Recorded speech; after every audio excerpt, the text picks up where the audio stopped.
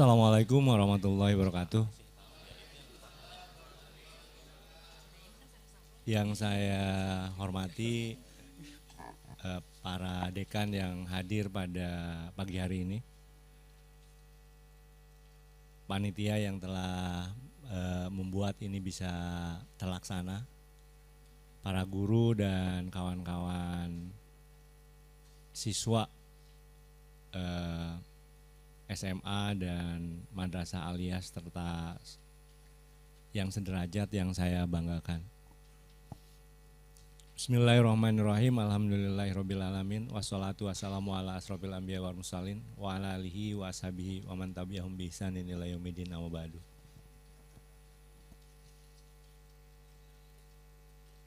Paparan ini terkait dengan Fakultas Usuluddin. Di antara kawan-kawan ada yang pilihannya ke bidang keagamaan apa enggak? Ada? Gimana? Bidangnya di keagamaan.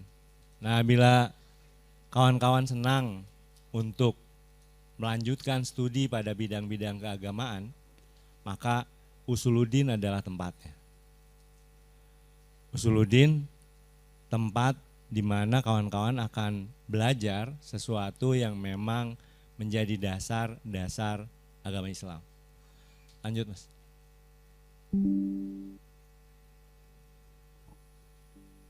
Lanjut. Ini adalah struktur dekan dan dekanat yang ada. Lanjut. Usuluddin itu termasuk salah satu fakultas yang dianggap paling tua di UIN. Sebelum menjadi UIN, dia adalah IAIN. Dan Usuluddin adalah fakultas yang memang core-nya terkait dengan hal-hal yang berkaitan dengan keagamaan.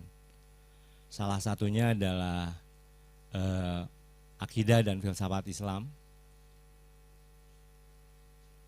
ilmu Al-Quran dan tafsir, dan yang lainnya. Lanjut. Apa yang ingin dikuatkan di fakultas adalah secara umum kita ingin memiliki kesejajaran dan keterbukaan, sehingga masuk ke Fakultas Usuluddin diharapkan orang mampu untuk bisa sejajar dalam cara bersikap, berpikir, dan bertindak. Memberikan sesuatu yang unggul, tata kelola yang baik, dan kawan-kawan bisa belajar dan nantinya bisa bekerja secara simultan dan berkelanjutan. Lanjut. Ini adalah program studi yang ada di Fakultas Usuluddin. Yang pertama adalah studi agama-agama, yang sebelumnya program studi ini adalah perbandingan agama.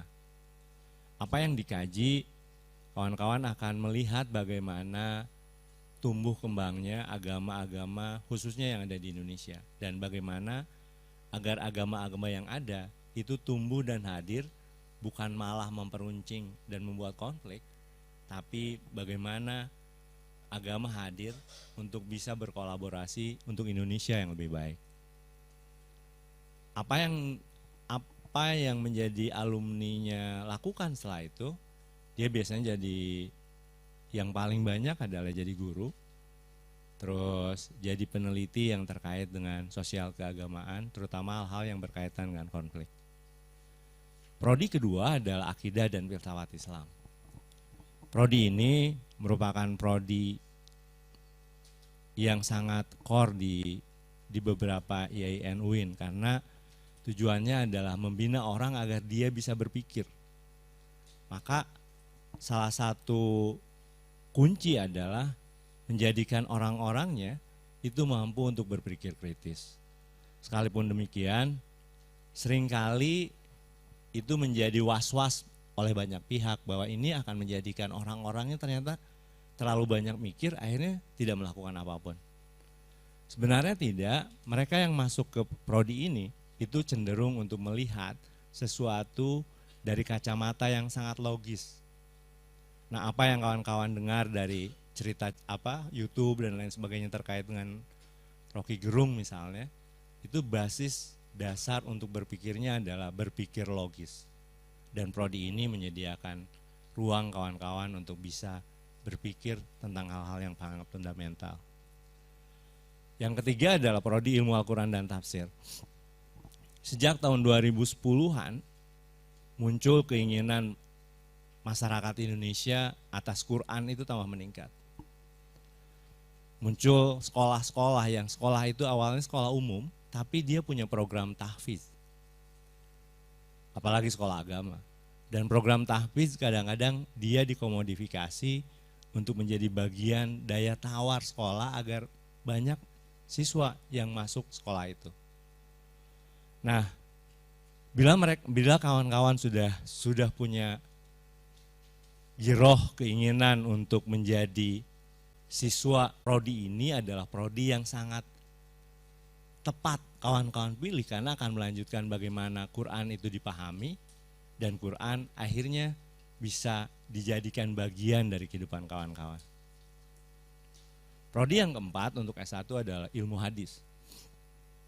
Quran dan hadis awalnya disatukan, terus akhirnya dipisah menjadi satu prodi tersendiri yang khusus mengkaji hadis. Selama ini suka ditanya, itu kamu kenapa bajunya kayak gitu? Ya ini hadisnya begini. Gitu. Kenapa pakai kopiah? Kan zaman Nabi nggak ada kopiah. Memang hadisnya begini. Kenapa bajunya cuma sepotong misalnya, celananya cuma setengah, nggak ke bawah? Ya karena hadisnya begini. Nah, prodi ini akan memberikan jawaban buat kawan-kawan kenapa ada orang berselisih paham, bahkan akhirnya sampai bentrok, gara-gara persoalan memahami teks hadis. Terakhir adalah prodi ilmu tasawuf. Prodi ilmu tasawuf adalah prodi yang menyediakan ruang buat mereka yang ingin belajar tentang bagaimana sufisme dalam Islam itu membentuk karakter orang-orang. Prodi ini nyaris beririsan dengan prodi yang psikologi. Hanya saja kalau psikologi yang dilihat adalah perilaku real dari sikap real dari manusia. Prodi ini ingin melihat bagaimana jiwa menjadi lebih tentram karena lebih dekat dengan Tuhan. Sehingga tasawuf adalah bagian dari cara bagaimana kawan-kawan melihat fenomena keberagaman dan konflik manusia di dalam dirinya itu bisa selesai dengan lebih dekat dengan Tuhan. Sisanya adalah prodi magister dan ini tidak akan saya terangkan lanjut. Secara umum begini kondisinya, ada sekitar 3.315 mahasiswa. Lanjut. Sebaran mahasiswanya yang paling banyak adalah ilmu Al-Quran dan tafsir, yang saingannya itu yang daftar sekitar 800-an dan yang diterima sekitar 150-an. Sisanya yang ilmu hadis itu nomor 2, baru akidah dan filsafat, baru SAA dan ilmu tasawuf. Lanjut. Ini jumlah dosennya keseluruhannya ada 80 orang. Salah satu dosen yang mungkin kawan-kawan tahu adalah Profesor Agil Al-Munawar, Profesor Nasaruddin Umar, dan banyak lagi yang lainnya. Lanjut. Karena fakultas ini menjadi fakultas yang kadang-kadang kawan-kawan bertanya, memang kalau di Usuluddin ngapain? Saya sudah berupaya susah-susah terus nyari ini gimana, dan akhirnya masuknya aja susah, keluarnya susah, terus di sananya kita bisa apa? Bisa nggak mendapatkan bantuan beasiswa? Sebagaimana tadi yang disampaikan di adab, di Usuluddin disediakan beasiswa BLU Badan Layanan Umum sampai 8 semester untuk 80 kuota. Bagi mereka yang sebelumnya sudah mendapatkan KIP kuliah, pas berlanjut dia akan mendapatkan juga KIP kuliah yang ada di UIN. Bagi mahasiswa DKI dia bisa mendapatkan KJMU berdasarkan usulan dari sekolah awalnya. Ada beasiswa fakultas sekalipun tidak terlalu banyak. Dan terakhir ada beasiswa STF dari UIN Jakarta yang diberikan bagi mereka yang benar-benar ingin maju, tidak punya biaya, dan ingin berbagi di lembaga STF ini. Lanjut. Berdasarkan hasil tracer yang ada di pusat karir, itu alumni yang bekerja itu sekitar 60,83%,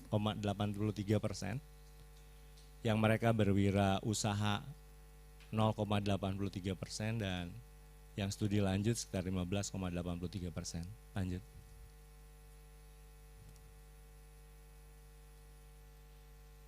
Rata-rata yang paling besar dari yang bekerja itu mereka sudah mendapatkan pekerjaan 3 bulan setelah mereka lulus. Yang mendapatkan pekerjaan pertama kurang dari 6 bulan setelah lulus itu ada 83,3%. Lanjut. Ini sebagian kecil dari prestasi, mudah-mudahan tercantum karena tadi ada yang kehapus. Prestasi mahasiswa Fakultas Uludin yang ada di tahun 2022. Yang tahun 2023 kemarin ada 2 orang yang ikut MOSMA, Student Mobility Award, yang ke Amerika 1 orang dan yang ke Malaysia 1 orang.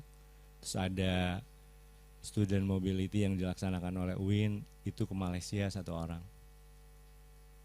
Lanjut. Kayaknya sudah berakhir. Terima kasih. Bila ada yang ingin ditanyakan, silahkan tanyakan. Assalamualaikum warahmatullahi wabarakatuh. Ya, mungkin untuk yang ingin bertanya lebih lanjut tentang Fakultas Usuluddin, hadirin dipersilahkan untuk mengangkat tangan.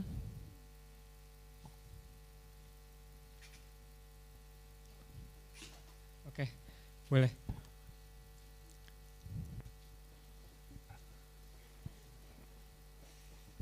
Baik, terima kasih sudah mengizinkan bertanya. Assalamualaikum warahmatullahi wabarakatuh. Waalaikumsalam warahmatullahi wabarakatuh. Nama saya Muhammad Hafid dari Sekolah SMA Triguna Utama. Saya izin bertanya Pak, bertanya tentang Prodi Akidah dan Filsafat Islam. Nah, di Prodi Akidah dan Filsafat Islam, apakah kita cuman mengkaji atau mempelajari tentang filsafat Islam, dan apakah kita mengkaji filsafat-filsafat lain seperti filsafat politik, ekonomi, dan dan selain itu, selain filsafat Islam? Terima kasih Pak. Langsung jawab aja. Jadi di filsafat itu menjadi bagian dari yang diajarkan di semua prodi di Usuluddin. Ada yang filsafat umum, terus baru ke filsafat Islam. Di filsafat